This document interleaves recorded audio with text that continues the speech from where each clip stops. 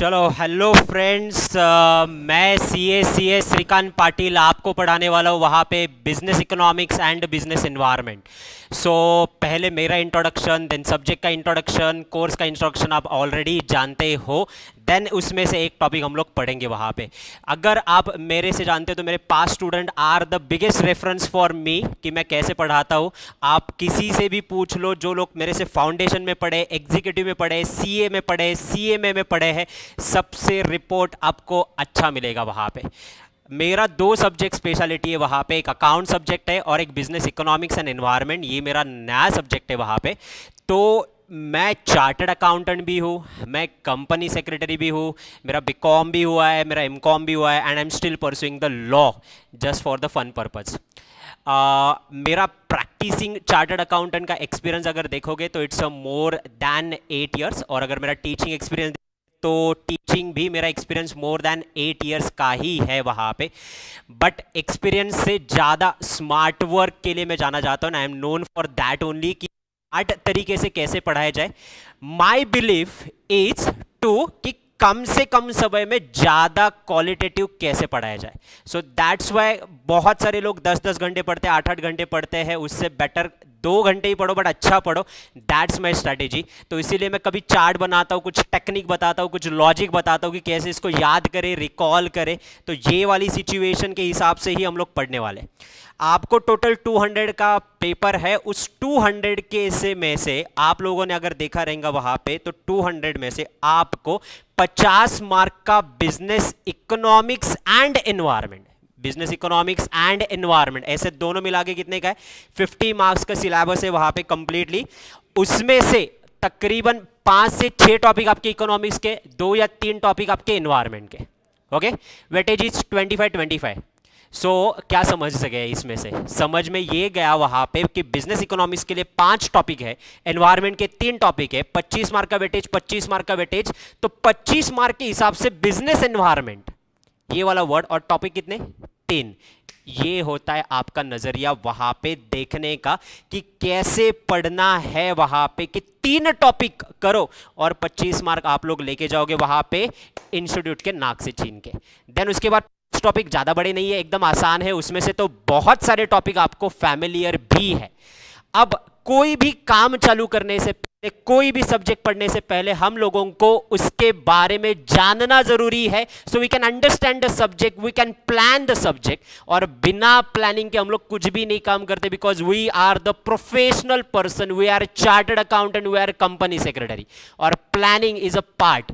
तो क्या सब्जेक्ट में है, कौन से टॉपिक है, कितने का वेटेज है, ये देखा। एग्जाम का पैटर्न बहुत लोगों को कंफ्यूज है, अभी तक नया नया है, जिसकी वजह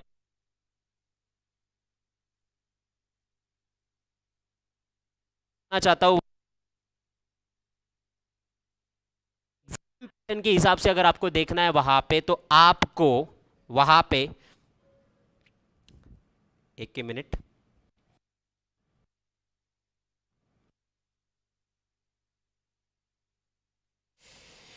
को वहां पे 15 एमसीक्यू जो है,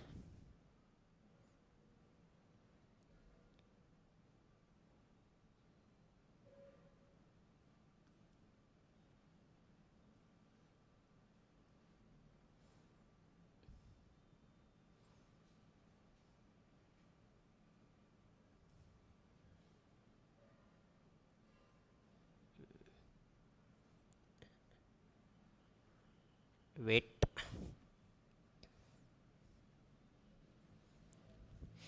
15 एमसीक्यू जो आपको है वो आपको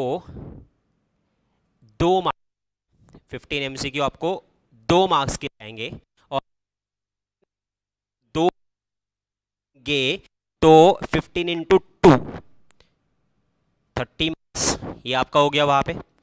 देन आपको 20 एमसीक्यू आएंगे, और वो 20 MCQ 1 MCQ each mark, 1 mark के लिए आएगा वहां पे। अभी आवाज क्लियर आ रही है आप लोगों को? तो वो कितने हो गए वहां पे, 20 मार्क्स। टोटल कितने हुए, 50 मार्क्स। और 50 मार्क्स के लिए आपको टोटल एमसीक्यू सॉल्व कितने करने, 35 एमसीक्यू। तो पहला वाला जो है ये मेरे लिए अपॉर्चुनिटी भी और ये रिस्क भी है। अगर मैंने ये जीत लिया वहां पे तो बट ऑब्वियसली मुझे 2 मार्क मिलेंगे, बट अगर मेरा आंसर गया तो अपॉर्चुनिटी लॉस्ट होगा 2 मार्क वहां पे। सो दैट्स वाई इसको थोड़ा सा हम लोगों को क्या करना है, डिटेल में फोकस करना है। ओके, सो टोटल कितने एमसीक्यू सॉल्व करेंगे? 35। Negative marking, so no negative marking. So मैं तो हमेशा कहता हूं कि अगर निगेटिव मार्किंग नहीं है तो वहां पे आपके पास क्या है? अपॉर्चुनिटी है। कैसे अपॉर्चुनिटी है? आप लोग ट्राई तो कर सकते हो, तो अगर आप ट्राई कर, आवाज कट रही है शायद से।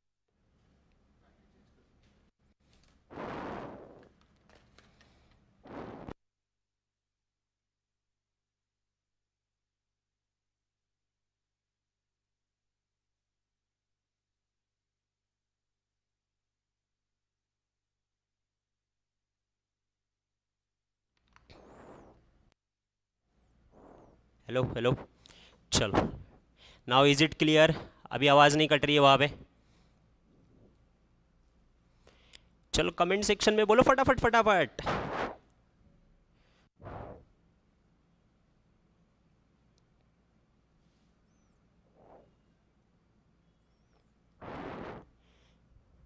Okay, so let's start it immediately वहां पे। सो जो आप लोगों को 35 एमसीक्यू सॉल्व करने हैं 50 मार्क के लिए वहां पे एज कंपेयर, और इसमें आप लोगों को 35 एमसीक्यूज में निगेटिव मार्किंग है क्या? बिल्कुल भी निगेटिव मार्किंग नहीं है आप लोगों को। अगर निगेटिव मार्किंग नहीं है और मुझे ऑप्शन दिया गया option A B C D, ये चारों में से 2 ऑप्शन 50-50 जो कंप्लीटली गलत है वो तो निकाल सकते हो। फिर बचे कितने? 2 ऑप्शन। अब वो 2 ऑप्शन में क्या मैं एक करेक्ट टेंटेटिव आंसर दे सकता हूं कि नहीं दे सकता हूं? दे सकता हूं। अगर अच्छा लगा वहां पे, करेक्ट मुझे लग रहा है कि आंसर हो सकता है, उसको टिक कर दूंगा वहां पे, तो probability of getting marks is more, क्योंकि 50-50 तो हटा दिया, जो 2 गलत है वो तो हटा दिए, उसके बाद मेरे पास अपॉर्चुनिटी है। और मुझे वो टेंटेटिव आंसर भी नहीं पता है, क्लोजर ऑप्शन भी नहीं पता है, तो जय माता दी बोल दो और टिक मार दो ना, क्या फर्क गिरने वाला है? अगर माता जी प्रसन्न है तो 2 मार्क मिल जाएंगे, 1 मार्क मिल जाएगा। अगर नहीं है तो क्या होने वाला है? निगेटिव मार्किंग है क्या? नहीं। सो लॉस करने के लिए आपके पास कुछ है क्या? नहीं। जो पास था ही नहीं कुछ खोने के लिए, तो क्या खोया? कुछ भी नहीं खोया वहां पे। सो दैट्स द थिंग कि ये स्ट्रैटेजी आपको क्या करेगा, काम में आएगा वहां पे। सो इट्स द थिंग कि हम लोगों को ये टॉपिक पढ़ना है। सबसे ज्यादा मैंने इंडिकेशन आपको दे दिया है कि बिजनेस एनवायरनमेंट पे आपको फोकस करना है। सिलेबस कम है, वेटेज ज्यादा है। बिजनेस इकोनॉमिक्स भी उतना ही इंपॉर्टेंट है, क्वाइट स्कोरिंग है। 5 टॉपिक में से आप लोगों के 5 से 6 टॉपिक में से लॉ ऑफ डिमांड पहले से जानते हो वहां पे, और कुछ टॉपिक वैल्यू एडिशन नए हैं। लॉ ऑफ डिमांड मेरे हिसाब से 12th में भी पढ़ चुके हो आप ऑलरेडी, देन उसके बाद आपने खुद से भी पढ़ा है, किसी और फैकल्टी से भी पढ़ा हुआ है। सो बहुत अच्छा नॉलेज है आपके पास उस सब्जेक्ट का। सो मैंने सोचा क्यों ना आज ऐसा टॉपिक पढ़ाया जाए आपको जो आपको बिल्कुल भी नहीं पता है।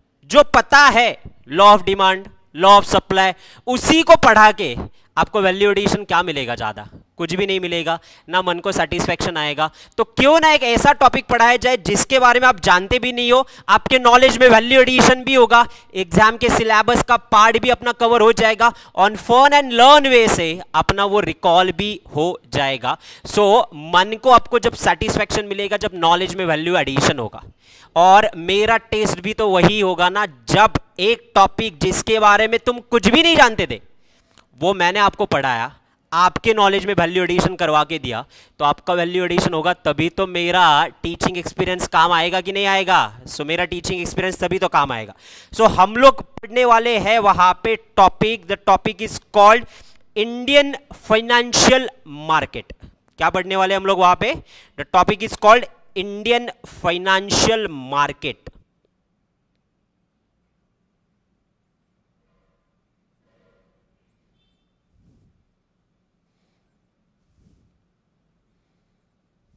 Okay, now Indian financial market किससे बनते हैं? तो उसके बेसिकली 4 पिलर है इंडियन फाइनेंशियल मार्केट के। क्या है यहाँ पे? 4 पिलर है इंडियन फाइनेंशियल मार्केट के।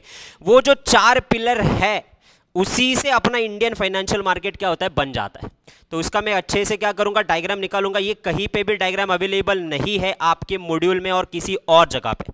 So Indian financial market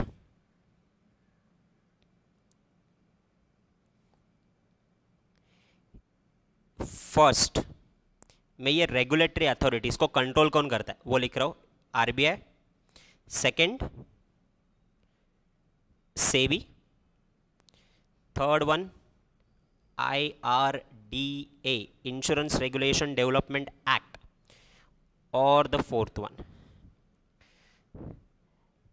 other institution.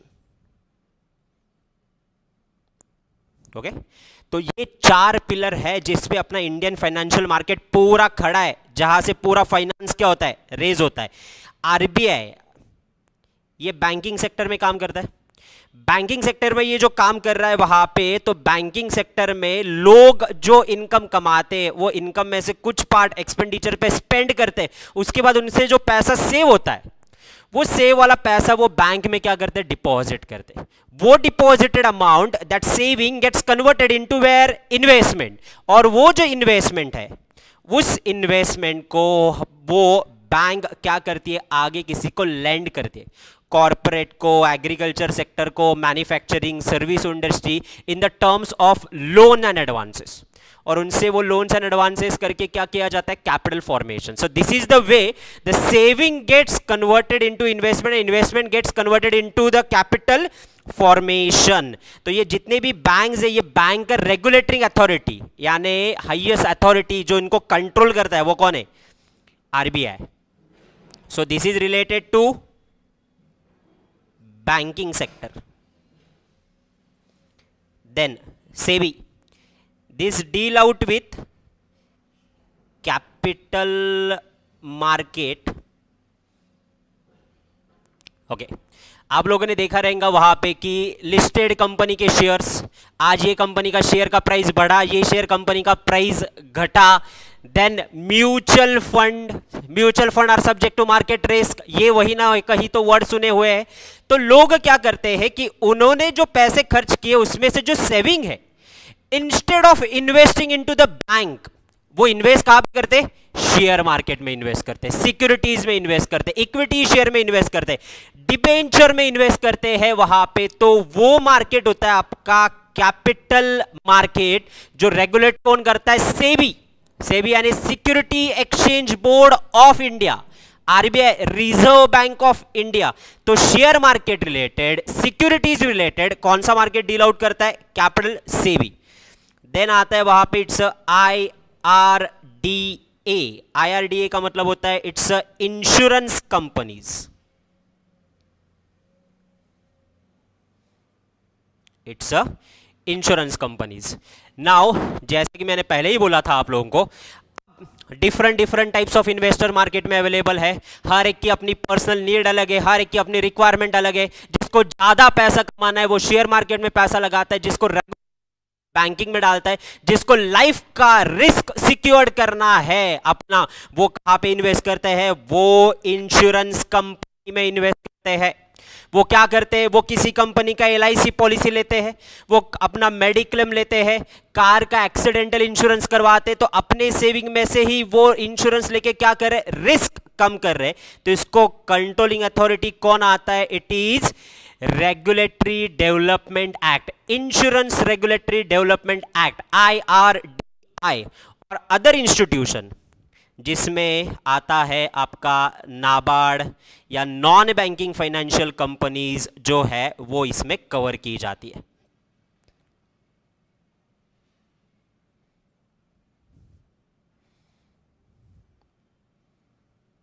निधि या चिटफंड कंपनी या नॉन बैंकिंग फाइनेंशियल कंपनीज। तो इंडिया में पैसा कहां से क्रिएट होता है, इसका पूरा प्रोसेस हम लोग देखेंगे। सो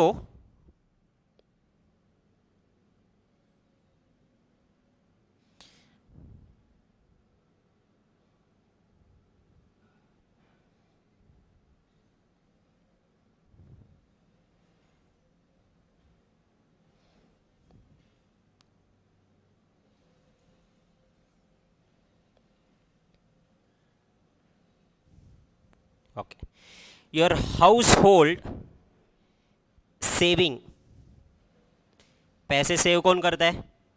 तो अपन नॉर्मल मैंग पीपल, आम आदमी लोग, कोई बिजनेस करता है, कोई सैलरी कमाता है, कोई हाउस रेंट से इनकम कमाता है और उसमें से पैसे सेव करके वो कहां पे देता है? आरबीआई में देता है या उनके नीचे रहे हुए बैंकिंग सेक्टर में देता है वहां पे। तो इससे क्या होता है?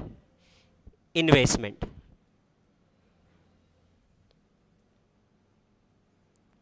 आरबीआई एंड बैंक, बैंक को पैसा दिया, बैंक पैसे कहां पे देती है? आरबीआई को देती है। देन बैंक वो क्या करती है? इंडस्ट्रीज को लोन करके पैसा देती है और वो लोन से क्या होता है? It creates capital formation. So this is the process जहां से saving gets converted into investment and investment gets converted into what? Capital formation.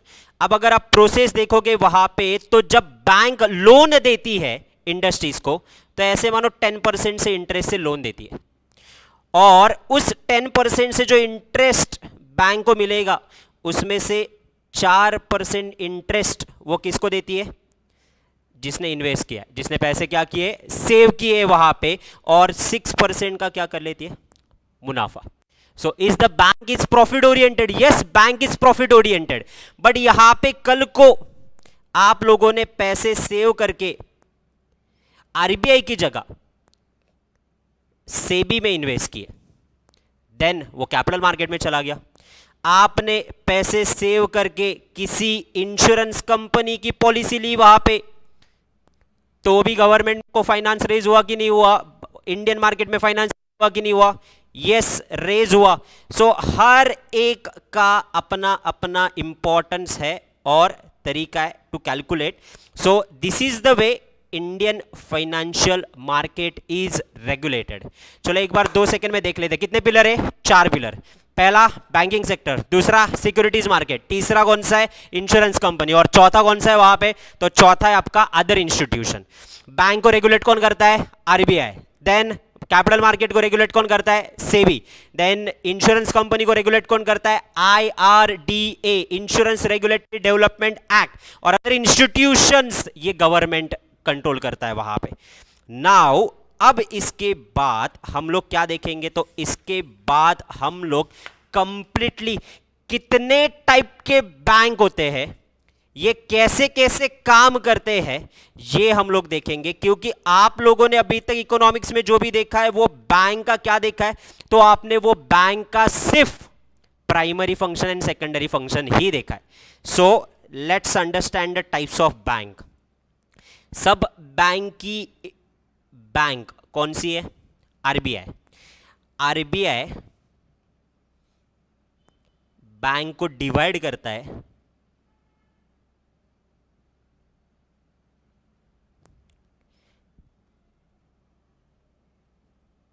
Commercial bank. पहले चार्ट को कंप्लीट करेंगे, देन हर एक बैंक को चुन चुन के पढ़ेंगे। पहले आता है वहां पे कमर्शियल बैंक, फिर आता है वहां पे स्मॉल फाइनेंस बैंक, फिर आता है वहां पे पेमेंट बैंक। ये नया कंसेप्ट इंडिया में इंट्रोड्यूस हुआ है रिसेंटली, नोटबंदी के बाद। And cooperative bank. सो कितने टाइप्स के बैंक मिले हम लोगों को? तो commercial bank, small bank, payment bank and cooperative bank. Okay, then आप मुझे ये बोलो वहां पे कि commercial bank are further divided between ownership, public sector और सेकेंड प्राइवेट सेक्टर। कौन सा? Public sector and private sector. Public पर जिस पे राइट है पब्लिक सेक्टर, जो सिर्फ प्राइवेट ओनरशिप के हाथ में, जिसमें पब्लिक का राइट नहीं है, देन प्राइवेट सेक्टर। देन उसके बाद आता है वहां पे एक थर्ड फॉरेन बैंक, और चौथा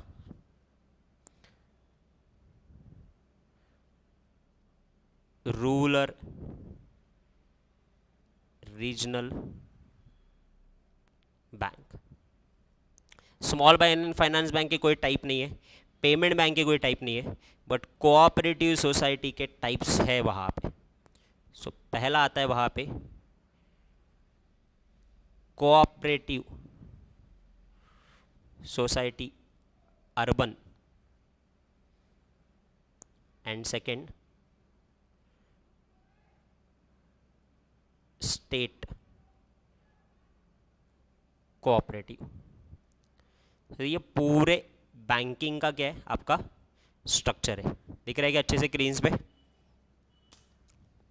ओके, सो चलो एक एक करके चुन चुन के पढ़ते हैं। वहां पे सबसे पहले पढ़ेंगे वहां पे कौन सा, कमर्शियल बैंक।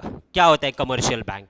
कमर्शियल बैंक जिनका प्राइमरी फंक्शन किसी और से सेविंग हुए पैसे एज ए इन्वेस्टमेंट करके एक्सेप्ट करना, इन शॉर्ट डिपॉजिट एक्सेप्ट करना, और वो डिपॉजिट को किसी कॉर्पोरेट्स, किसी गवर्नमेंट को किसी कमर्शियल पर्पस के लिए लोन्स एंड एडवांस करके लेंड करना, that is the function. So primary function of any commercial bank is to accept the deposit and to lend for the loans, lend to the corporate sector and other sectors. Okay, अब ये loan ले रहे और ये दे रहे, मैंने यहां पे पहले ही बोला था वहां पे क्या है, वहां पे इस पे उनको प्रॉफिट हो रहा है क्या? 10% से वो लोन दे रहे, लेंड कर रहे, और इन्वेस्टर को कितना दे रहे? 4%। इनके हाथ में क्या बच रहा है? 6%। 6% क्या बच रहा है? वो उनका प्रॉफिट है। सो ये प्रॉफिट ओरिएंटेड ऑर्गेनाइजेशन है, नॉन प्रॉफिट ओरिएंटेड नहीं। तो इनका मकसद क्या है? इनका मकसद है कमर्शियल बैंक का to accept deposit and to give the loans and advances to earn a profit out of it. ये उनका प्राइमरी काम है।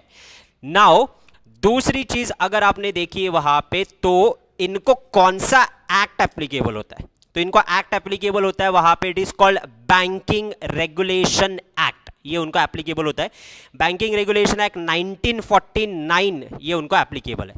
नाउ प्राइमरी फंक्शन देख लिया, ऑब्जेक्टिव देख लिया, देन उसके बाद उनको कौन से एक्ट एप्लीकेबल होते हैं वो भी देखा।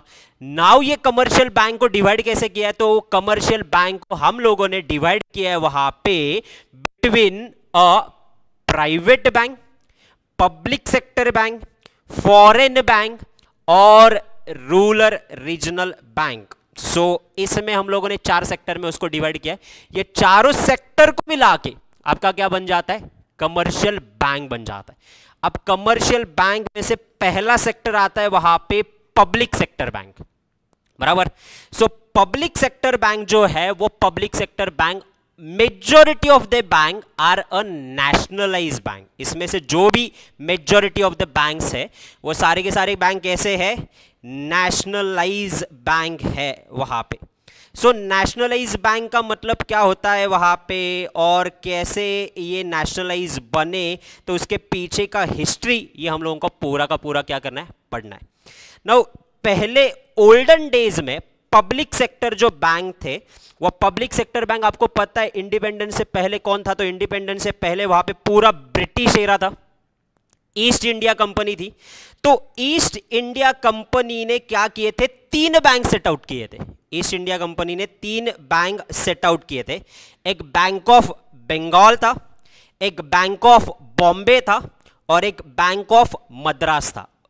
ईस्ट इंडिया कंपनी ने 3 बैंक को सेट आउट किए थे, Bank of Bengal, Bank of Bombay and Bank of Madras. Now ये 3 बैंक जो सेट आउट किए थे वो बाद में तीनों मर्ज हुए और ये तीनों का एक ही बैंक बना वहां पे। That bank is called empirical bank. तो इस पे आपको एमसीक्यू आ सकता है वहां पे, सो बी केयरफुल फॉर दैट कि कौन से 3 बैंक बन के कौन सा बैंक निकल के आया। तो 3, Bank of Bengal, Bank of Bombay and Bank of Madras, ये तीनों मर्ज होके आपको मिला वहां पे, तो वो बैंक मिला एम्पिरिकल बैंक। ये एम्पिरिकल बैंक को बाद में इंडिपेंडेंस के बाद स्टेट बैंक ऑफ इंडिया ने क्या कर लिया? तो state of bank of India ने उसको एक्वायर्ड कर लिया वहां पे, और एक्वायर्ड करने के बाद उसको हम लोगों ने बाद में आरबीआई में कन्वर्ट कर दिया, रिजर्व बैंक ऑफ इंडिया। तो अभी ये जो आपको दिख रहा है ना बैंकर्स बैंक, इसका पीछे का हिस्ट्री है कि ये पहले इंपेरिकल बैंक था और बाद में ये स्टेट बैंक ने एक्वायर्ड करके इसको क्या घोषित कर दिया, रिजर्व बैंक ऑफ इंडिया हम लोगों ने क्या किया, घोषित किया। अब वो रिजर्व बैंक ऑफ इंडिया में हम लोगों ने ये दो सेक्टर में, public sector and private sector में, on the basis of ownership bank को, कमर्शियल बैंक को क्या कर लिया, डिवाइड कर लिया। नाउ जिसमें majority of the shares are taken by government, majority word इस्तेमाल किया, मेजॉरिटी यानी कौन, 50 या 50 से ज्यादा के जो शेयर्स है वो बैंकिंग के, इसका स्टेक किसके पास है, सेंट्रल गवर्नमेंट के पास है, स्टेट गवर्नमेंट के पास है, या दोनों मिला के पास है, then that bank is called public sector bank, जिसका मेजर स्टेक आपके गवर्नमेंट के पास है and they are doing the business in a national wide. ये पूरा ऑल ओवर इंडिया क्या कर रहे वहां पे बिजनेस करे, इसको नेशनलाइज बैंक बनाया गया। अब 1969 से पहले नेशनलाइज बैंक वाला ऐसा कोई कंसेप्ट था ही नहीं, तब आरबीआई बना था वहां पे और आरबीआई ही वो पूरी इंडियन बैंकिंग सिस्टम को क्या कर रही थी, संभाल रही थी। देन उसके बाद 14 नेशनलाइज बैंक अनाउंस करने का गवर्नमेंट ने डिसीजन ले लिया। अब वो जो 14 नेशनलाइज बैंक अनाउंस करने का डिसीजन ले लिया तो उन्होंने वहां पे क्राइटेरिया रखा कि जिनके डिपॉजिट 50 करोड़ या 50 करोड़ से ज्यादा है, that bank from today onwards will called as what, nationalise bank. तो नेशनलाइज बैंक कैसे बने वो, तो जिनके पास डिपॉजिट, डिपॉजिट का मतलब पब्लिक से लिया हुआ सेविंग का पैसा, वो 50 करोड़ के ऊपर का है, then that bank will be declared as what, nationalise bank. ऐसे 14 बैंक उस टाइम पे उन्होंने क्या कर लिए, नेशनलाइज कर लिए। इसका मतलब ये अपने all over through out the nation क्या कर सकते, वहां पे बिजनेस कर सकते। नाउ दूसरा फिर उसके बाद कंसेप्ट आया वहां पे, that is called private bank. Private bank यानी क्या हो गया था, पब्लिक सेक्टर बैंक था, मेजॉरिटी ऑफ द गवर्नमेंट के स्टेक्स थे, एकदम सरकारी काम चल रहा था, एकदम सरकारी काम के हिसाब से लोन दिया तो दिया, प्रोसेसिंग हुआ तो हुआ, बहुत टाइम लगता था। तो इनको कॉम्पीट करने के लिए, मार्केट को कॉम्पिटिटिव बनाने के लिए सरकार ने प्राइवेट बैंक को, बैंकिंग सेक्टर के डोर क्या कर लिए, खुले कर लिए वहां पे। एंड इससे क्या हुआ वहां पे, तो इससे प्राइवेट सेक्टर की एंट्री बनी वहां पे into the banking sector. Now ये जो प्राइवेट सेक्टर की जो एंट्री आपकी बनी, तो private sector are get divided between the two, old and new, new private bank and old private bank. Old private bank का मतलब ये नेशनलाइज जब बैंक हो रहे थे तब भी ये बैंक अवेलेबल थे वहां पे, बट ये जो बैंक नेशनलाइज हो रहे थे ये बैंक तब भी थे, बट उसके बावजूद उनका नेशनलाइजेशन का सर्टिफिकेशन क्लियर नहीं हो पाया क्योंकि इनके पास जो पब्लिक डिपॉजिट थे वो पब्लिक डिपॉजिट 50 करोड़ के नीचे के थे। दैट्स व्हाई इनको नेशनलाइजेशन का लाइसेंस मिला क्या, नहीं। ये नेशनलाइजेशन के टाइम पे बैंक अवेलेबल थी बट इनका डिपॉजिट 50 करोड़ के नीचे था, इसलिए उनको नेशनलाइजेशन का लाइसेंस क्लियर नहीं हुआ। और बाद में जब आपने यहाँ पे सबसे बड़ा 1991 के बाद जब स्लगेशन आना चालू हो गया, मंदी आना चालू हो गया, तो लोगों के हाथ में पैसा आने के लिए और लोगों के हाथ में पैसा डिपॉजिट करने के लिए हम लोगों ने और बैंकिंग सेक्टर को खुला कर लिया और हम लोगों ने प्राइवेट नए बैंक को वेलकम करना चालू किया। नए बैंक जिनका ओनरशिप प्राइवेट लोगों के हाथ में है, they are doing the same business of accepting the deposit and giving the lending the loans and advances, but उनकी ओनरशिप किसके पास थी, तो उनकी ओनरशिप जो थी वो प्राइवेट हैंड में थी। और जो बाद में 1993 के बाद में जो बैंक नए कॉर्पोरेट सेक्टर को बैंकिंग लाइसेंस मिल गया और जिनकी एंट्री बनी, उस बैंक को हम लोग न्यू बैंक वहां पे कहते हैं। नाउ उसके बाद आता है वहां पे foreign bank and rural bank. Foreign bank किसको बोलेंगे और रूरल बैंक किसको बोलेंगे? A bank which is incorporated outside, a bank which is incorporated outside banking regulation act but having a place of business in India and doing a business in India in a banking sector is called as foreign bank.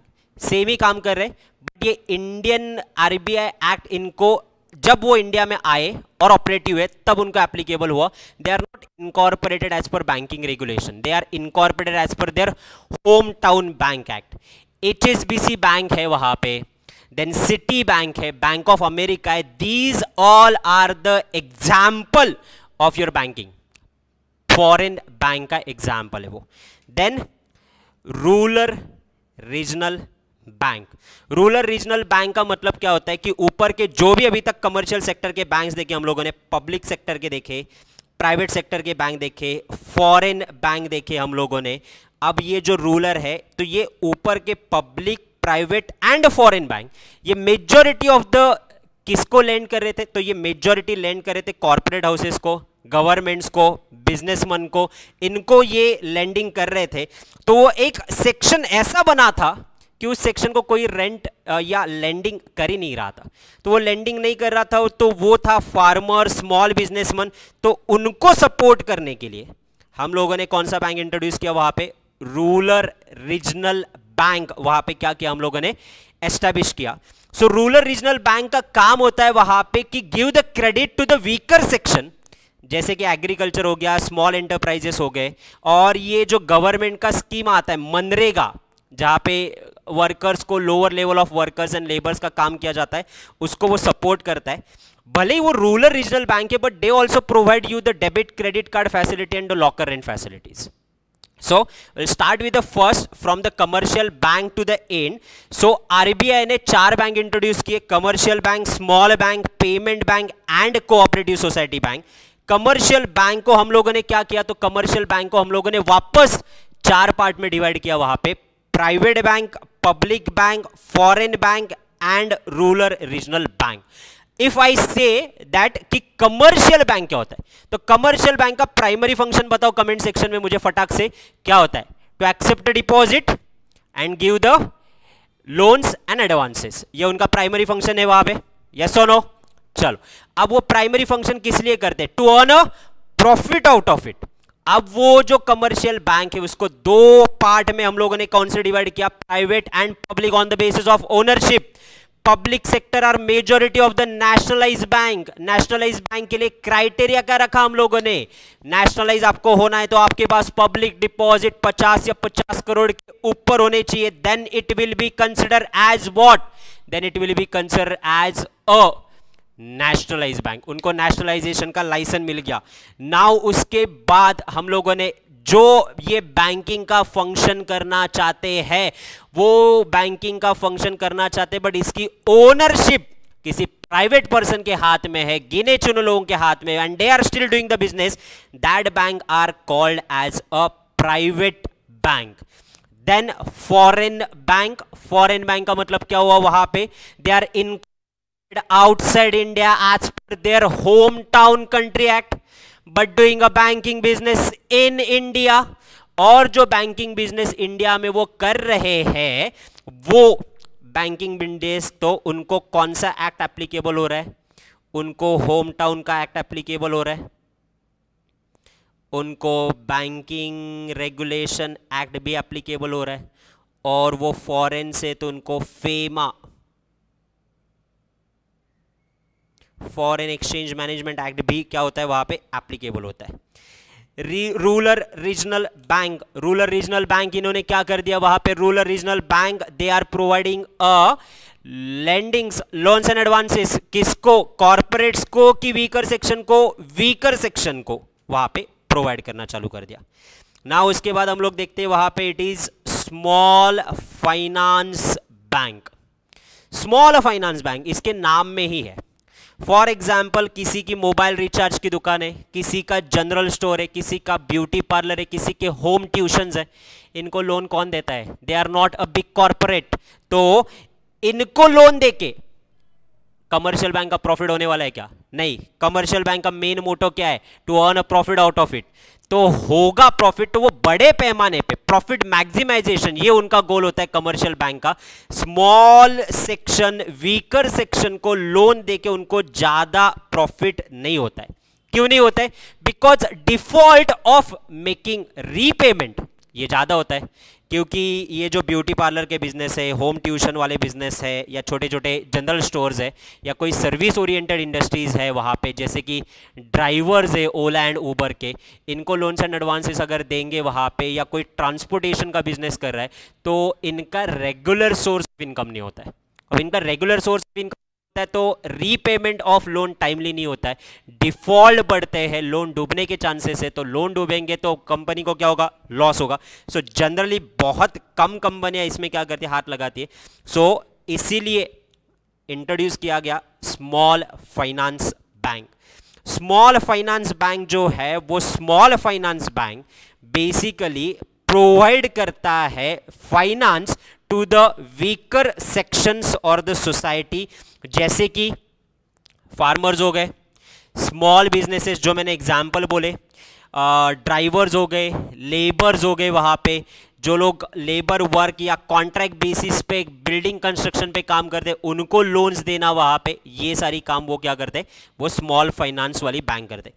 Small finance bank, उसके नाम में क्या है, bank, तो इनको भी banking regulation act क्या होता है, तो इनको भी बैंकिंग रेगुलेशन एक्ट एप्लीकेबल होता है। इनको भी क्या होता है, फेमा एक्ट एप्लीकेबल होता है, फॉरेन एक्सचेंज एक्ट एप्लीकेबल होता है वहां पे। और ये भी रिपोर्ट किसको करेंगे, तो ये भी रिपोर्ट सीधा करेंगे अपने आरबीआई को। आरबीआई इनको क्या करता है, डायरेक्शन देता है, रेगुलेशन देता है, ये ठीक तरीके से काम कर रहे कि नहीं कर रहे, इस पर कंट्रोल रखता है। Yes, this is the new era of a bank, that is bank, new era. इस टाइप के बैंक पहले कभी नहीं थे। नोटबंदी होने के बाद ये बैंकिंग का एडवांटेज क्या हो चुका है, बढ़ चुका है, और ये बैंकिंग फ्लरिश होना चालू कर दे। पेमेंट बैंक, नाम तो सुना भी होगा, एक हाथ पेमेंट बैंक का नाम पता है क्या आपको?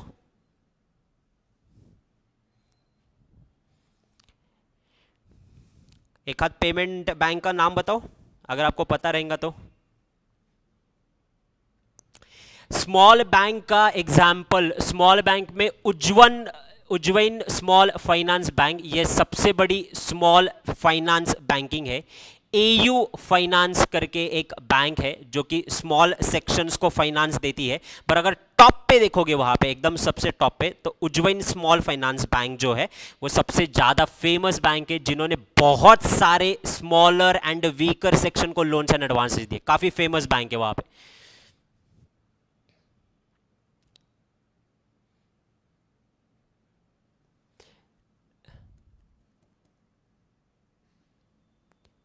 फिनो पेमेंट बैंक मॉड्यूल देख के बता रहे हो, सबसे फैमिलियर, तुम लोग पता है, मॉड्यूल देख के मत बताओ, वहां पे अपने दिमाग से बताओ। वहां पे payment bank, Airtel bank, Paytm, exactly correct.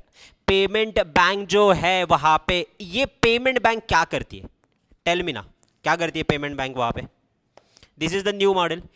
ये लोगों को क्यूआर कोड स्कैन करके उनके अकाउंट में पैसे ट्रांसफर करना, ऑनलाइन पेमेंट करना, या फिर हम लोग बोल सकते हैं वहां पे किसी मोबाइल नंबर से अकाउंट जो उनका लिंक है उसमें पैसे ट्रांसफर करना, ये सारे काम करती है। ऊपर से आप लोगों ने देखा रहेगा आपके सिटीज में जगह जगह पे इनके एटीएम सेंटर्स भी है वहां पे, सो वो एटीएम सेंटर का भी फैसिलिटीज देते।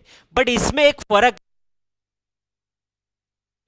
पेमेंट बैंक सिर्फ मनी डिपॉजिट करके एक्सेप्ट कर सकती है, बट लेंड कभी नहीं कर सकती। आपको कभी पेटीएम पे लोन लो, एयरटेल बैंक पे लोन लो, ऐसे ऑप्शंस नहीं दिखेंगे। क्रेडिट कार्ड वाले ऑप्शंस नहीं दिखेंगे। क्रेडिट कार्ड से पेमेंट कर सकते हो, बट क्रेडिट कार्ड आपको पेटीएम का मिलेगा या एयरटेल बैंक का क्रेडिट कार्ड मिलेगा नहीं। So their function is quite limited. इनका काम है एटीएम सर्विसेज देना, इनका काम है पेमेंट करना, इनका काम है एक जगह से दूसरी जगह पैसा ट्रांसफर करना। They can accept the deposit from the public but they can't lend. वो लेंडिंग वाला प्रोसेस नहीं अप्लाई करते हैं वहां पे। So the concept is quite new, काफी आसान हो गया। आज के तारीख में आप लोगों को वो ऑनलाइन ट्रांसफर करना एंड फैसिलिटीज देना बहुत है। सो ये डेबिट कार्ड की फैसिलिटी देता है, बट ये क्रेडिट कार्ड की फैसिलिटी नहीं देता है। ये आपसे पैसे एक्सेप्ट करता है या पेमेंट ट्रांसफर करता है, बट ये आपको लोन्स एंड एडवांसेस करके पैसे लेंड नहीं करता है, ये ध्यान रखो। That's why it is called only payment bank. Best example are the Airtel and Paytm, ये जो आपके डे टू डे यूसेज के एग्जाम्पल्स है। देन उसके बाद देखते हैं हम लोग next bank, that is cooperative bank. Okay, एक पर्टिकुलर क्लास के लोग साथ में आके एक बैंकिंग सेक्टर फॉर्म करते हैं, that is called as an cooperative bank. तो अपने महाराष्ट्र में उसको बोला जाता है वहां पे सहकारी बैंक। आप लोगों ने वहां पे नाम सुना रहेगा, ठाणे जनता सहकारी बैंक, जनता सहकारी बैंक, ये ऐसे नाम्स है। तो सहकारी means what, they are what, cooperative. और कोऑपरेटिव बैंक को हम लोगों ने क्या किया है, तो कोऑपरेटिव बैंक को हम लोगों ने डिवाइड किया है बिटवीन अर्बन एंड स्टेट। ये बैंकिंग का सबसे छोटा सेक्टर है। आप लोगों ने देखा रहेगा ये सिर्फ स्टेट तक है, ये नेशनलाइज है क्या, नहीं। सो अगर ठाणे जनता सहकारी बैंक है तो ठाणे जनता सहकारी बैंक ठाणे के लोगों को, महाराष्ट्र के लोगों को, उनके जहां जहां पे ब्रांचेस है वो with in the state he loan क्या करेंगे, लेंड करेंगे एंड डिपॉजिट को क्या करेंगे, एक्सेप्ट करेंगे। बियॉन्ड द स्टेट बाउंड्रीज नहीं जा सकते, स्टेट के विद इन ही इनको काम करना पड़ता है। That's why it is called as an what, state cooperative. और ये क्या करते हैं, जो अर्बन सिटीज में जो लोग हैं, अर्बन सिटीज में जो छोटे छोटे बिजनेस है, मेडिकल स्टोर्स है, जो छोटे छोटे मॉल्स है, ऑटोमोबाइल्स के पार्ट्स के दुकान है, ट्रेडिंग बिजनेस है, प्रिंटिंग स्टेशनरी का बिजनेस है, वहां पे इनको वो फाइनेंस प्रोवाइड करते हैं to the particular class, to the particular section, to the particular community. That's why it is called as a cooperative bank. Clear है?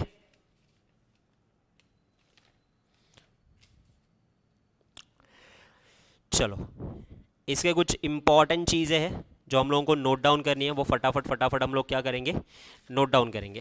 सो ये डायग्राम आपने ऑलरेडी ड्रॉ किया हुआ है। सो ये डायग्राम को ही हम लोग क्या करेंगे, कंटिन्यू करेंगे वहां पे। First, commercial bank. Okay, commercial bank को काम क्या होता है, primary function, the primary function is to accept deposit and grant loan to public. भले ही ये वर्ड पब्लिक है, बट ये ज्यादातर लोन किसको देते हैं, कॉर्पोरेट्स, गवर्नमेंट, इनको देते हैं, बिजनेसमैन को ज्यादा देते हैं। और इनका मकसद क्या होता है, motto, objective, to earn a profit of these, ये उनका काम है। और ये काम में से उनका क्या है, मोटो है to earn a profit out of it. इनको एक्ट कौन सा एप्लीकेबल होता है, तो इनको एक्ट एप्लीकेबल होता है वहां पे बैंकिंग रेगुलेशन एक्ट 1949। और इसको हम लोगों ने क्या किया, वापस डिवाइड कहां पे किया, 4 पार्ट में। और ये 4 पार्ट ऐसे बनाओ और उसके नीचे ही इंफॉर्मेशन हम लोग क्या करेंगे, नोट डाउन करेंगे। पहला, पब्लिक सेक्टर, जिसमें मेजॉरिटी स्टेक मोर देन 50 या 50% किसका है, गवर्नमेंट का है। प्राइवेट सेक्टर, यानी इसकी ओनरशिप ज्यादातर किसके पास है, प्राइवेट लोगों के पास है। Foreign bank, incorporated outside having a place of banking operation in India, HSBC bank, city bank, bank of America, ये इसके एग्जाम्पल है। रीजनल रूरल बैंक, देखो हर बैंक का अपना अपना एक मकसद है, हर बैंक का। सो हर बैंक का एक अपना अपना मकसद है। तो पब्लिक सेक्टर बैंक, ये इनका मकसद क्या है कि all over the nations deposit accept करे और grant a loan out of it. So nationalise bank, इसमें से मेजॉरिटी ऑफ द बैंक क्या है, नेशनलाइज है। और इनकी ओनरशिप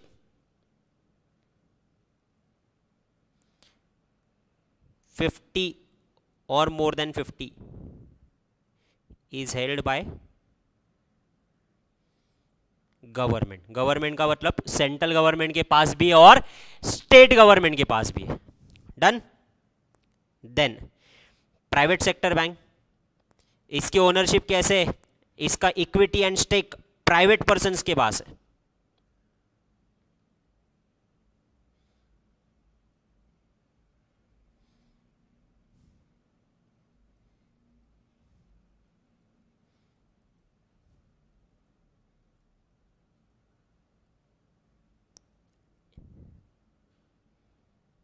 ओके. प्राइवेट बैंक को हम लोगों ने वापस किस में डिवाइड किया था? ओल्ड और न्यू. इनको वापस डिवाइड किया था between old and new. Old किसको बोला था? बैंक विच एग्जिस्टेड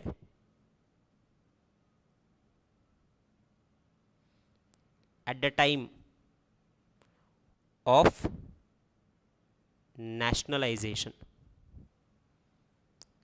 यानी जब नेशनलाइजेशन हो रहा था, 14 बैंक को नेशनलाइज किया था, तब ये बैंक को एग्जिस्ट किया था, बट ये नेशनलाइजेशन का क्राइटेरिया फुलफिल नहीं कर पाए. So that's why bank which existed at the time of nationalisation but did not fulfil criteria. Criteria fulfil कर पाए क्या? नहीं. कितना? डिपॉजिट 50 या more than 50 crore. Okay. Okay. Now bank incorporated after 1991 does not existed at the time of nationalization. जब nationalisation हो रहा था तो ये बैंक थे ही नहीं वहाँ पे, ये तो बाद में इनकॉर्पोरेट हुए, इसलिए नया बैंक है. सबसे इंपॉर्टेंट इसके examples: HDFC bank, ICICI bank. आपको पता है ये सब बैंकिंग सेक्टर में सबसे बड़ी बैंक कौन सी है? सबसे बड़ी बैंक है वहां पे HDFC बैंक. उसके बाद आती है ICICI बैंक. बहुत ज़्यादा, भले ये प्राइवेट सेक्टर की बैंक है वहां पे, बट इन्होंने जिस हिसाब से सबसे ज़्यादा डिपॉजिट इनके पास आज के पास एक्सेप्टेड है और सबसे ज़्यादा इन्होंने लोन क्या किया? ग्रांट किए. सो अगर इवन आप शेयर मार्केट में भी देखोगे तो ये बैंक जो है HDFC बैंक, ICICI बैंक, इनका दबदबा एकदम कैसे? बहुत ही ज़्यादा है. न्यू बैंक, पीछे से आके ये लोग आगे बढ़े bank. Then the next bank is what? Foreign bank. Foreign bank इनका क्या है? Incorporated outside India. इनके हेडक्वार्टर्स किधर है? Headquarters also outside India, but business कहाँ पे कर रहे हैं? Operate in India. इनको कौन से लॉज एप्लीकेबल होते हैं? इनको home town as well as banking act 1949 ये एप्लीकेबल होता है. Done. Then the next one, regional rural bank. अब मेरे यहाँ पे नहीं है जगह, मैं थोड़ा सा साइड में लिख रहा हूँ. यहाँ पे रीजनल रूरल बैंक, इनका ऑब्जेक्टिव क्या है? कि वीकर सेक्शन को लोन देना. Objective to provide credit to weaker section, जैसे कि एग्रीकल्चर, स्मॉल एंटरप्राइजेस,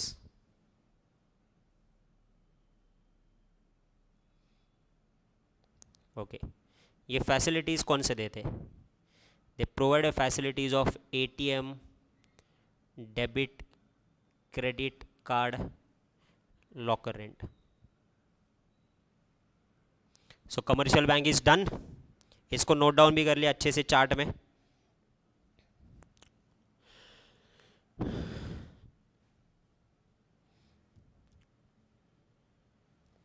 देन उसके बाद कौन सा बैंक देखना है हम लोगों को?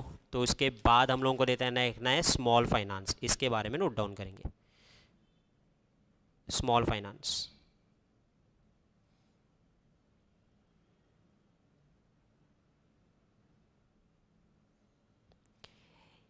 ओके. ये लोन किसको देते हैं? उसके नाम में ही है ना. सो ये लोन देते हैं वहां पे to micro industries, small industries, meat industries या फिर स्पाइसेस इंडस्ट्रीज, क्लॉथ इंडस्ट्रीज, छोटे छोटे हैंडलूम हैंडीक्राफ्ट इंडस्ट्रीज, इनको वो लोन देते हैं वहाँ पे. इनको भी एक्ट एप्लीकेबल होता है वहाँ पे, banking and FEMA. Done. Small finance bank. Example क्या है उसका? Ujjivan small finance bank, AU small finance bank. AU के ऑफिस पे आपने देखे रहेंगे पुणे में बहुत सारे. Then the next one,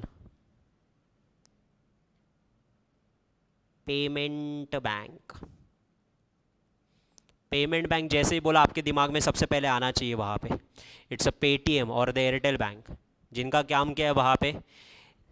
this is the new banking sector in India.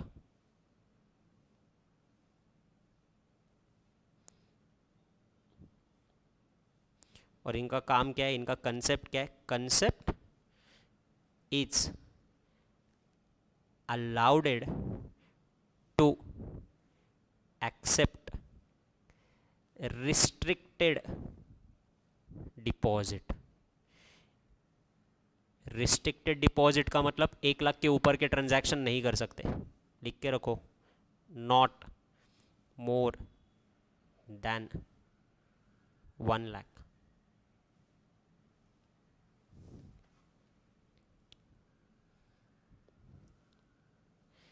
Then ये कौन से सर्विसेज प्रोवाइड करते हैं?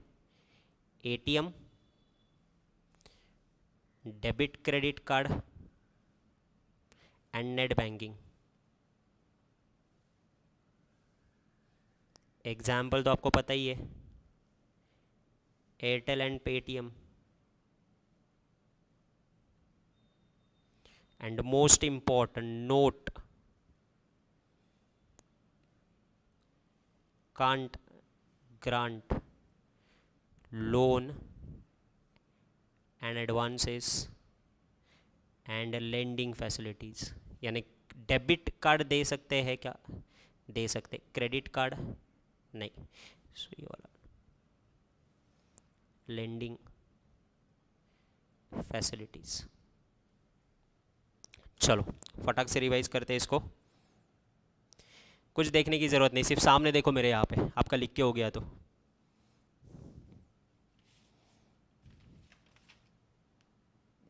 ओके, कौन से 4 पिलर है जिस पे फाइनेंशियल मार्केट खड़ा है? That is banking sector, insurance sector, capital market and other institution. Comment section में फटाफट आंसर दो. चलो आंसर आपसे एक्सपेक्टेड है. ये 4 सेक्टर है. बैंक को रेगुलेट कौन करता है? बोलो फटाफट. बैंक को रेगुलेट कौन करता है?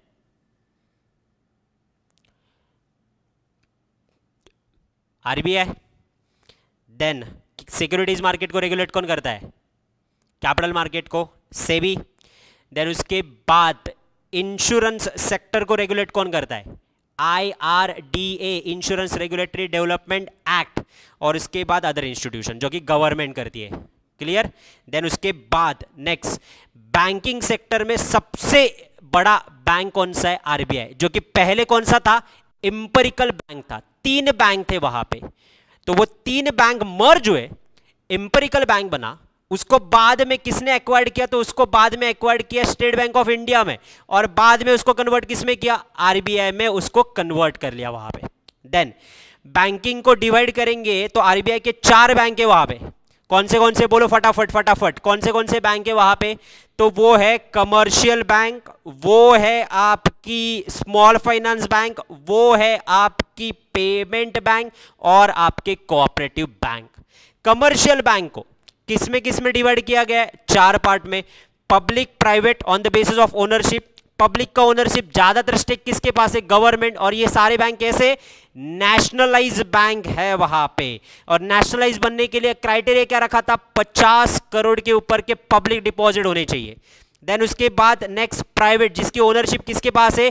प्राइवेट लोगों के पास ओनरशिप है। एंड देन प्राइवेट ओनरशिप, इसको वापस डिवाइड किसमें किया गया? कितने? 2 पार्ट में डिवाइड किया गया। बोलो कौन से 2 पार्ट में इसको डिवाइड किया गया? प्राइवेट सेक्टर बैंक को कौन से 2 पार्ट में डिवाइड किया गया?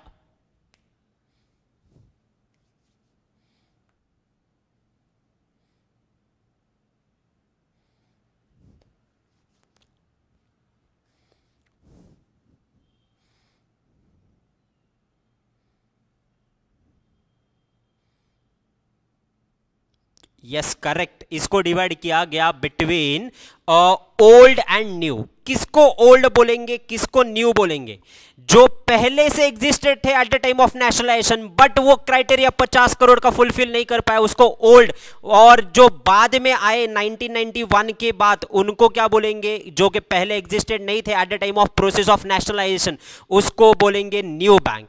नाउ उसके बाद आया फॉरेन बैंक, हेडक्वार्टर फॉरेन में, ऑपरेट करता है इंडिया में, इनकॉर्पोरेटेड आउटसाइड इंडिया। तो example HSBC, bank of America. Clear? इनको होम टाउन का भी रेगुलेशन फॉलो करना है, और इंडिया में ऑपरेट करे तो इंडियन बैंकिंग रेगुलेशन एक्ट भी क्या करना है? फॉलो करना है। देन उसके बाद आया रूरल रीजनल बैंक। सो रूरल रीजनल बैंक जो है वो बेसिकली इसका ऑब्जेक्टिव क्या है? इसका ऑब्जेक्टिव है to agriculture, small and other sector, जो वीकर सेक्शंस है उनको फाइनेंस करना, ये उनका काम है वहां पे। क्या ये लॉकर रेंट, एटीएम वाली भी सर्विसेज देते हैं। देन स्मॉल फाइनेंस बैंक, इसका काम क्या है? इनका माइक्रो इंडस्ट्री को लोन देना, स्मॉल इंडस्ट्री को लोन देना, ये इनका काम है। Then payment bank, payment bank का आंसर दो वहां पे। Payment bank can accept the deposit and grant a loan, और only accept the deposit. Payment bank only accept deposit या एक्सेप्ट डिपॉजिट ग्रांट लोन, दोनों फंक्शन है इनका।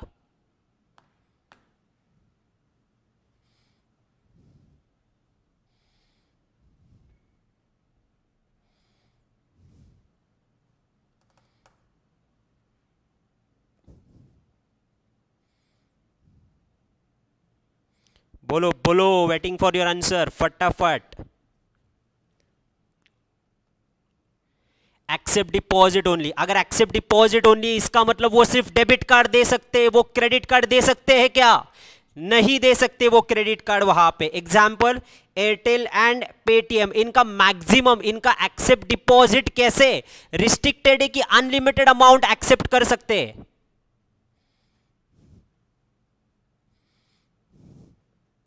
रिस्ट्रिक्टेड डिपॉजिट एक्सेप्ट कर सकते कि अनलिमिटेड है?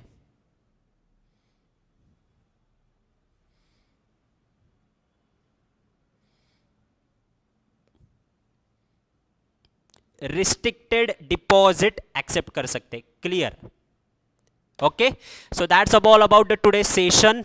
ये हम लोगों ने बैंकिंग का देखा। कल इसको हम लोग थोड़ा सा और नेक्स्ट लेवल पे जाएंगे। आज हम लोगों ने फोकस, आपको पता भी नहीं चला बट आप लोगों को हम लोगों ने आज फोकस रखा कि ये बैंक होती क्या है, ये करती क्या है, इनका फंक्शन क्या होता है, और मेनली इनको कौन सा एक्ट एप्लीकेबल होता है। सो क्या अच्छे से समझ में आ गया आपको? फाइनेंस सेक्टर कैसे काम करता है वो समझ में आया? फाइनेंस सेक्टर में से अभी तक सिर्फ एक सेक्टर देखा हम लोगों ने, कौन सा? बैंकिंग सेक्टर देखा। अभी तो कैपिटल मार्केट देखना बाकी है, अभी तो इंश्योरेंस भी देखना बाकी है। ये आने वाले नेक्स्ट सेशन में हम लोग क्या करेंगे, देखेंगे। वहां पे आप लोगों को ये जो लास्ट वाला बूस्ट रिवीजन था और ये जो पॉइंट्स और चार्ट कैसे यूजफुल लगे, कैसे लगे, 2 सेक्शन में बताओ वहां पे, कड़क कि एकदम झकास। 2 सेशन में आपको कमेंट में बताना है वहां पे कि ये चार्ट और ये जो लास्ट का रिवीजन और अंडरस्टैंडिंग था एकदम डिटेल में चुन चुन के जो हम लोगों ने पढ़ा, ये कैसे लगा। Okay, so that's about, see you tomorrow on a same time for the next session.